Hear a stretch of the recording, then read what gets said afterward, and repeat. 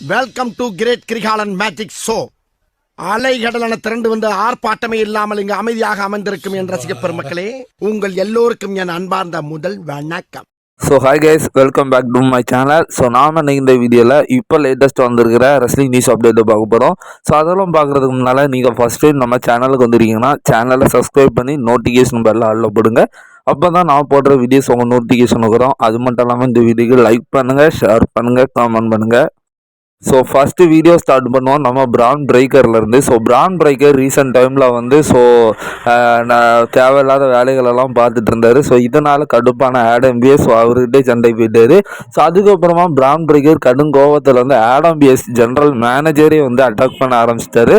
So attack பண்ண போனார், but தடுத்து நிறுத்திட்டாங்க. ஸோ உடனே வந்து கடுப்பான ஆடம் பிஎஸ் ஜென்ரல் மேனேஜர் என்னையே வந்து நீ அட்டாக் பண்ண வாரியான்னு சொல்லி அவர் வந்து இப்போ சஸ்பெண்ட் பண்ணி அனுப்பியிருக்காங்க. ஸோ இதில் ஒரு ஃபன் ஃபேக்ட் என்ன தெரியுமா? லோகன் பால் வந்து நம்ம ஆடம் பிஎஸ்ல சொல்லியிருப்பாரு. ஸோ தயவுசெய்து வந்து நீங்கள் அவனை சஸ்பெண்ட் பண்ணிடுறாங்க.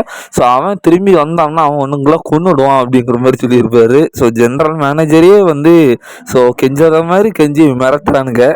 என்னை பொறுத்த வரைக்கும் இந்த சஸ்பென்ஷன்லாம் ஒரு வாரத்துக்கு தான். ஸோ அதுக்கு மேலே பிரான் பிரேக்கராக யாராலையும் தடுக்க முடியாது. ஏன்னா கூட இருக்கிறது பால் ஹேமன் வேறு.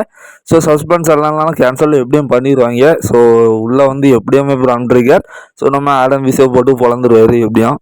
அடுத்ததாக வந்து ரீசெண்ட் டைமில் நம்ம மிஸ் வந்து ஒரு இன்டர்வியூவில் கலந்துருக்காரு. ஸோ அந்த இன்டர்வியூவில் அவர் என்ன விஷயங்கள்லாம் பேசியிருக்காருன்னு சொல்லி முக்கியமான விஷயங்கள் ஒரு 2 விஷயத்தை பற்றி பேசலாம். ஸோ ஃபஸ்ட்டு வந்து நம்ம டால்ஃப் சிக்லர் வந்து பேசியிருக்காரு. டால்ஃப் சிக்லரை பற்றி பேசியிருக்காரு. ஸோ ரீசெண்ட் டைமில் WWE வந்து நம்ம டால்ஃப் சிக்லரை வந்து ரிலீஸ் பண்ணிவிட்டாங்க. ஸோ அதை பற்றி தான் பேசியிருக்காரு. ஸோ என்ன சொல்லியிருக்காருன்னா, டால்ஃப் சிக்லரோட அந்த ஒரு ரிலீஸ் வந்து நம்ம மிஸ்ஸால் தாங்க முடியல. ஸோ காரணம் என்னென்னா, மிஸ்ஸும் டால்ஃப் சிக்லர்லாம் லாக்கர் ரூமில் பயங்கரமான திக் ஃப்ரெண்ட்ஸ் தான். ஸோ ரொம்ப பார்த்தீங்கன்னா வைப்பு பண்ணுறேன்னு சொல்லி அங்கே பேக் ஸ்டேஜில் அவங்களுக்குன்னு சொல்லி ஒரு தனி இதே இருக்குது. ஸோ அது சடன்லி வந்து WWE டால்ஃப் சிக்லரை ரிலீஸ் பண்ணுது. ஸோ மிஸ்ஸால் வந்து அவ்வளோவா ஏற்றுக்கூட முடியல அப்படிங்கிற மாதிரி பேசியிருக்காரு. அடுத்ததாக ஜீவா வன்ஸை பற்றி தான் பேசியிருக்காரு. ஸோ ஜீவா வன்ஸை பற்றி என்ன சொல்லியிருக்காருன்னா, அவனுக்கு வெறும் 21 வயசு தான் ஆயிடுச்சு. ஸோ ஆனால் அவன் இந்த அளவுக்கு ஸ்பெஷலாக இருக்கான். ஸோ குறிப்பாக இந்த கம்பெனிக்கு வந்து இவன் ரொம்ப ஒரு ஸ்பெஷல். ஸோ அது மட்டும் இல்லாமல் இந்த ரெஸ்லிங்கே அவன் ஒரு ஸ்பெஷலான ஒரு உடல் அமைப்பு வச்சுருக்கான். ஸோ இந்த 21 வயசில் அவனுக்கு இந்த அளவுக்கு வந்து ஒரு எனர்ஜி இருக்குது. ஸோ இன்னும் 4 வருஷம் அவனுக்கு இன்னும் 25 வயசில் கண்டிப்பாக இந்த WWE அவனுக்குன்னு சொல்லி ஒரு தனி இடத்த பிடிச்சிருவான். ஸோ அந்த அளவுக்கு ஒரு நல்ல ஒரு திறமை, டேலண்ட்டு, கரிசுமா, எனர்ஜெட்டிக்னு சொல்லி எல்லாமே அவன்கிட்ட இருக்குது. அது மட்டும் இல்லாமல் இப்போ WWE ஃபோக்கஸ் முழுக்குமே வந்து அவன் மேலே தான் இருக்குது. கண்டிப்பாக இவன் ஃப்யூச்சரில் நல்லபடியாக வருவான். இன்னொரு 5 வருஷத்துக்குள்ளேயுமே அவன் யார் அப்படிங்கிறத இந்த கம்பெனிக்கு வந்து ப்ரூவ் பண்ணிடுவான் அப்படிங்கிற மாதிரி மிஸ் வந்து ஜீவா வன்ஸை பற்றி பேசியிருக்காரு. ஜீவா வன்ஸ் என்னோட ஒரு வயசு தான் மூத்தவன்.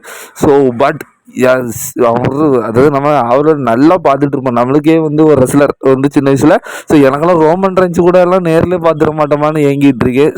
ஆனால் இந்த ஜீவாவன் அவங்க எல்லார்த்த கூடயுமே வந்து மேட்சே பண்ணிகிட்டு இருக்காரு. இன்னும் கொஞ்ச நாளில் ஒரு பெரிய ரெஸ்லராகவே வந்துடுவார். நம்ம தான் என்ன இருந்து வீடியோ பார்த்துட்டு இருக்கோம். அடுத்ததாக இப்போ WWE பார்க்குற நிறைய ஃபேன்ஸுகளுக்கு பார்த்தீங்கன்னா மேட் கோர்டானோவை பற்றி தெரிஞ்சிருக்க வாய்ப்பு இல்லை. அதாவது ஒரு காலத்தில் ஜாக் ரைடராக இருந்தார். இப்போ அவரை மேட் கோர்டானோவாக கொண்டு வந்திருக்காங்க.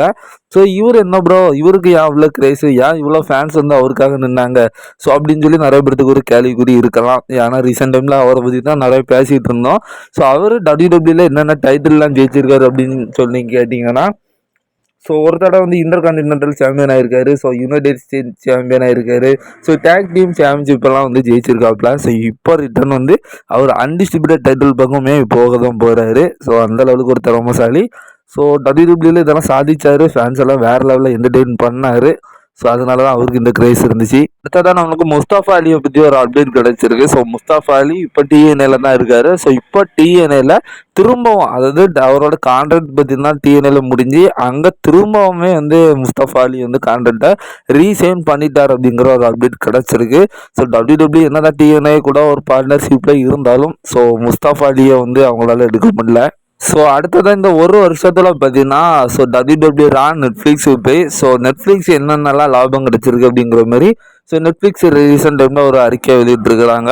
ஸோ கிட்டத்தட்ட 525 மில்லியன் ஹார்ஸ் வந்து நெட்ஃப்ளிக்ஸ் ஆப்புக்கு வந்து கிடச்சிருக்கான். ஸோ அது மட்டும் இல்லாமல் 340 மில்லியன் வியூஸ் வந்து ஸோ கிடச்சிருக்கு அப்படிங்கிற மாதிரி சொல்லப்படுது. ஸோ இதில் டீட்டெயிலாக நீங்கள் வாசித்து பார்த்துக்கோங்க. அடுத்ததாக பிராக் லெஸ்னரோட ஒரு ரெக்கார்ட் வந்து யாருக்காவும் மறந்துருக்க வாய்ப்பு இல்லை. ஸோ அது திரும்ப உங்களுக்கு ஞாபகப்படுத்திக்கிடுறேன். ஸோ பிராக் லெஸ்னர் மட்டும் தான் WWE வரலாற்றிலே பிராக் லெஸ்னர் மட்டும் தான் ஒரே வருஷத்தில் வந்து ராயல் ரம்பிளையும் எலிமினேஷன் சாம்பர் மேட்சையும் வந்து வின் பண்ணது. ஸோ ஐ திங்க் அது வந்து தப்பாக இருக்கலாம். 2022 நினைக்கிறேன். ஸோ டே 1 வந்து பிகே தோகடிச்சு வந்து அவர் WWE சாம்பியனாக இருப்பார். ஸோ அதுக்கப்புறம் அந்த டைட்டிலில் வந்து ஸோ அது அந்த டைட்டிலில் நம்ம ரோமன் கிட்ட லாஸ் பண்ணிட்டாரோ. ஸோ இல்லை ரோமன் உள்ளேருந்து ஸோ பிராக்கு தோக்கடிச்சிட்டாருன்னு நினைக்கிறேன். எனக்கு அது சரியாக தெரில. ஸோ அந்த மேட்ச்சில் வந்து அதுக்கப்புறம் ரோமா தோற்றுருவார். ஸோ அதுக்கப்புறமா பிராக் லெஸ்னர் எலிமினேஷன் வெப்பேரியில் ஸோ அந்த மென்ஸ் எலிமினேஷன் சாம்பியன் மேட்ச்சில் கலந்துக்கிட்டு ஸோ அந்த மேட்ச்சை ஜெயிச்சு அதுக்கப்புறமா வந்து ஸோ ரெசல்மேனியாக்கு வந்து போயிருப்பார். ஸோ அடுத்ததாக ஃபேன்ஸ்களோட ரொம்ப நாள் ஆசை கனவுன்னு சொல்லலாம். ஸோ ஃபைனலி வந்து ஃபின் பேலருக்கு வந்து ஸோ ஒரு வேல்யூ டைட்டில் புஷ் வந்து கொடுக்க போகிறாங்க. ஸோ வருகிற மண்டே நைட் ராவில் வந்து CM bunk விசிஸ் fin பேலருக்கான value title match வந்து நடக்க போகுது. ஸோ இதுலையாவது நம்ம ஃபின் பேலர் வந்து வேல்யூ டைட்டிலில் ஜெயிப்பாரான்னு நீங்கள் நினைக்கிறீங்களான்னு சொல்லி கமலை தட்டுங்க.